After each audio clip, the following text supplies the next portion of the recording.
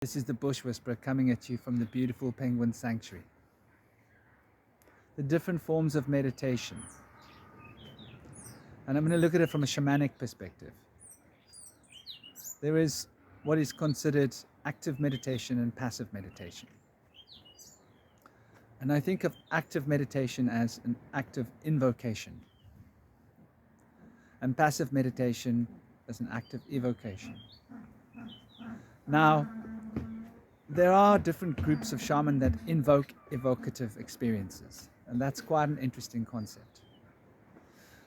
To break down the invocation and the evocation, I'd like to think of it in terms of giving and receiving. Masculine, which gives, and feminine, which receives. As the woman's body takes into itself, the man's body gives of itself. And that which gives programs, and that which receives generates and nurtures what is programmed. The same way that a womb generates and nurtures what is put into it.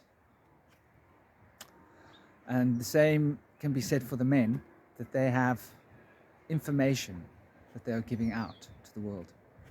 And so when we are programming, invoking, we are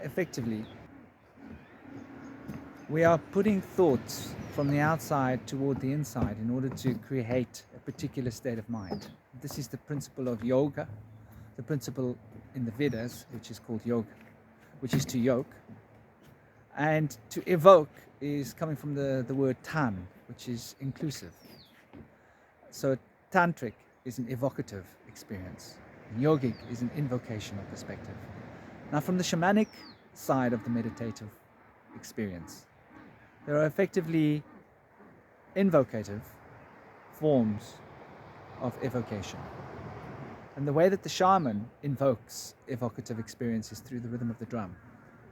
And by traveling on the rhythm of the drum, he invokes the evocative experience in order to generate an experience that comes from within to the outside, an unknown, mysterious experience that generates a feeling, that generates a connection with the sublime, so that the guides can move from the inside to guide one back towards the inside, so that one can often find answers for healing on the outside.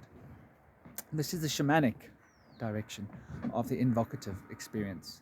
The shaman also use pure evocative meditation. This is when one is in a state of passivity.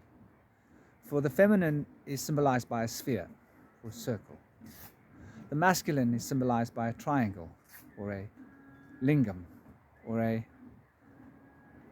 upward rising current that has a point and a direction. The idea of Sagittarius, the bow and arrow, the arrow pointing, that is a masculine idea. The bow is the feminine idea, for it is what holds the arrow. So you can see how the very symbols of our astrological charts have been created by including the masculine and feminine principles in such a way.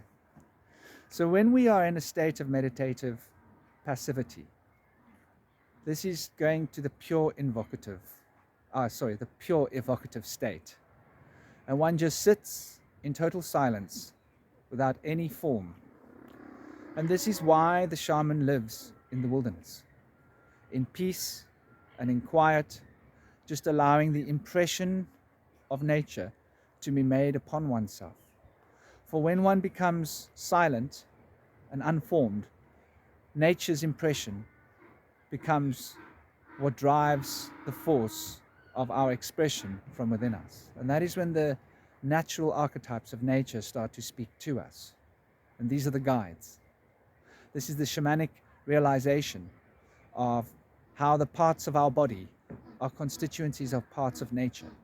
And there's a correspondence between the parts of our body, the parts of our consciousness, the parts of our soul, the parts of our experience, the parts of the universe as they relate to the different parts of nature, for all things are connected. There's a synchronicity and a synergy between all things at work. And the shaman is in a deep state of meditation even when listening to the drum.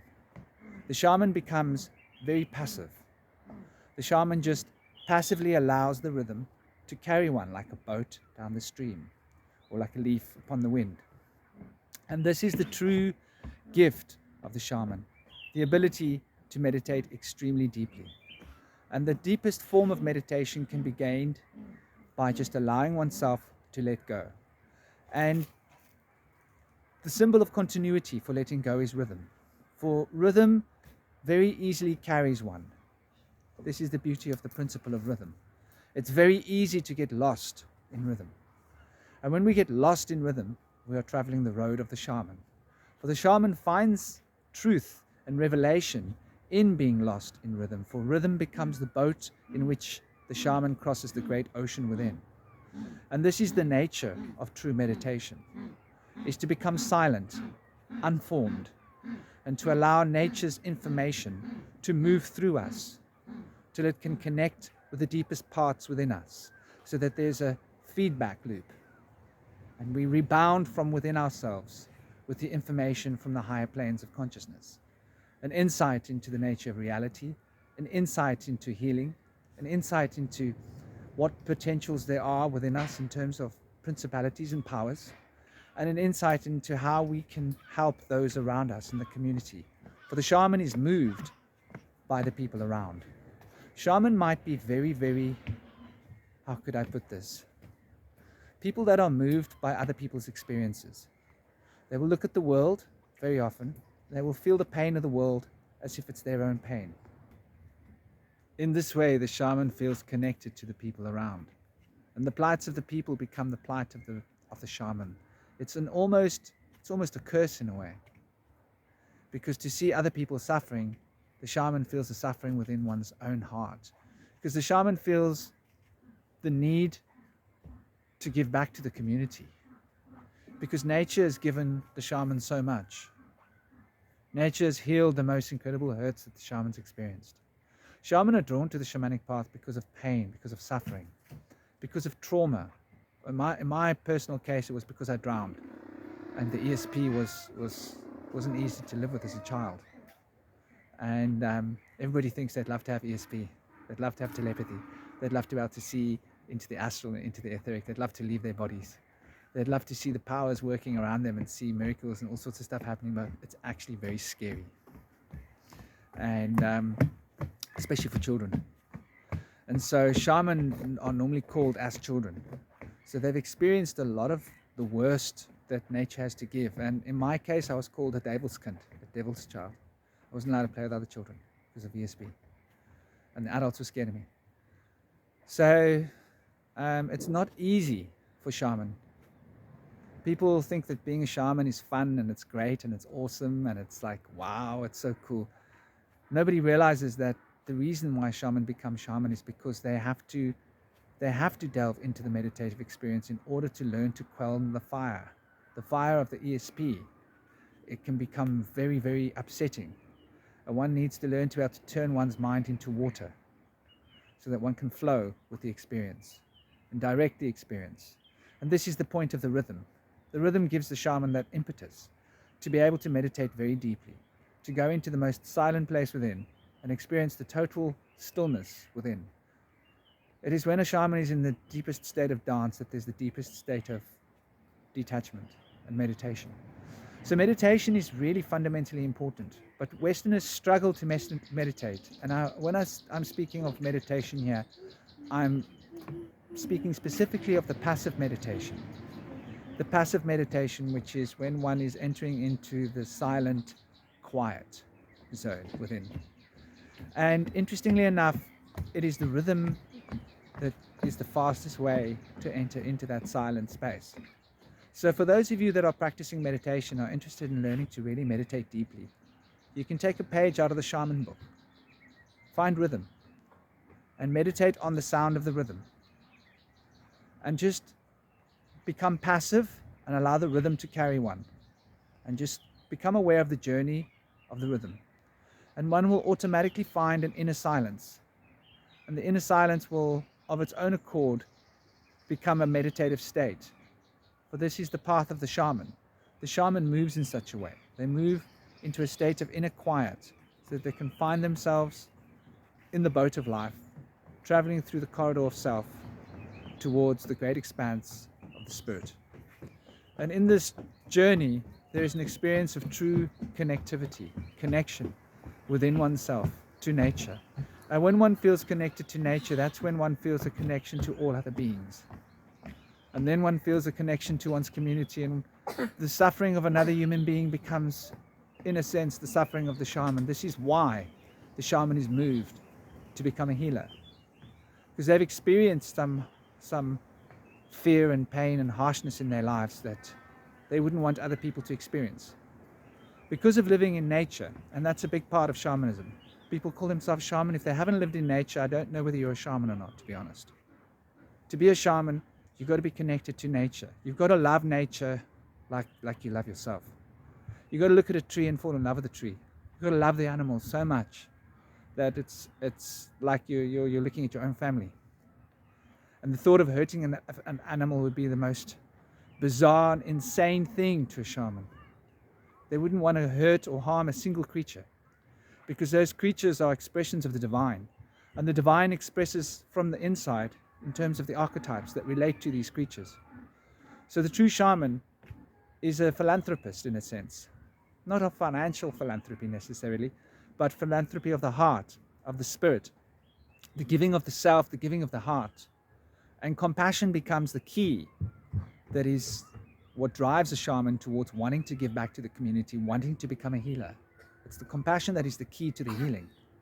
And the compassion is a product of the meditative experience, which is driven by the boat of rhythm. And this is why meditation is so important for one's sense of grounding, equilibrium, balance, harmony. And the shaman in this way is driving towards a higher expanse of consciousness.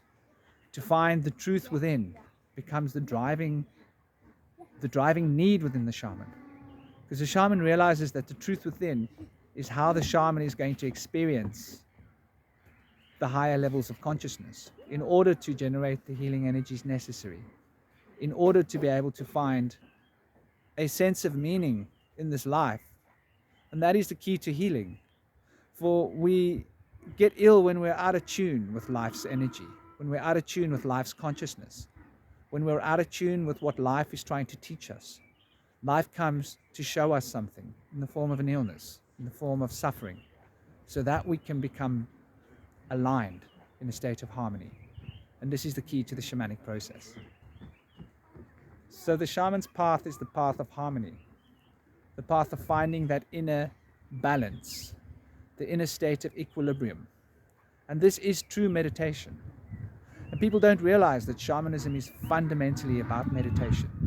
The shaman goes into the jungles, lives in the jungles in a state of quiet, just listening to nature, just observing nature in a very quiet, unformed way, allowing nature to talk to them through the archetypes of the guides within, through the omen that speak of what is to be and what is happening on the inner planes and on the outer planes of life.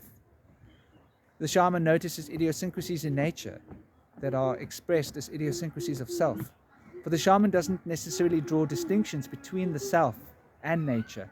For the shaman sees nature and the self as a continuity of being, a polarity, if you will, between the inner and the outer, that is essentially one great wheel of time moving through this awesome dream of consciousness that we call dream time. And that this wheel of time consists of the past, the future, and the present. And that these are connected in most profound ways to form three universes, three worlds that revolve around the shaman's consciousness. And it is thus that the shaman is able to travel in three modes of existence, through the three states of being, into the great dream time, with the three great dreams that constitute the basis of Maya's body, shall we say. And this is what meditation produces. It produces an insight into the otherworldly nature of this world, and realizing that this world is more than what it seems to be, that it is truly a multidimensional universe that we're living in, and that we are multidimensional creatures. And this is why the journey and the traveling out of the body is such a natural phenomenon for the shaman, for they meditate more deeply than anyone. Rhythm is truly the key to understanding continuity of being. So I would urge all of you that are interested in meditation, practice the meditation of rhythm, When you get quiet enough, you can hear the sound of your heartbeat, and that will be the drum that guides you to the most profound insights of energy and how energy works. And when one learns how to understand energy, the whole consciousness field will be revealed to one, and then even the elements of mind will become clear to one. Thought will become relevant. One will understand what thought is, where it comes from, and how thought becomes energy to become matter. And this is the wisdom and understanding of the shamanic process that brings the insight of the occult knowledge of the universe into the awareness field of the shaman. I'll leave you with that. Hope you have an absolutely awesome day. So much love. Om Shanti.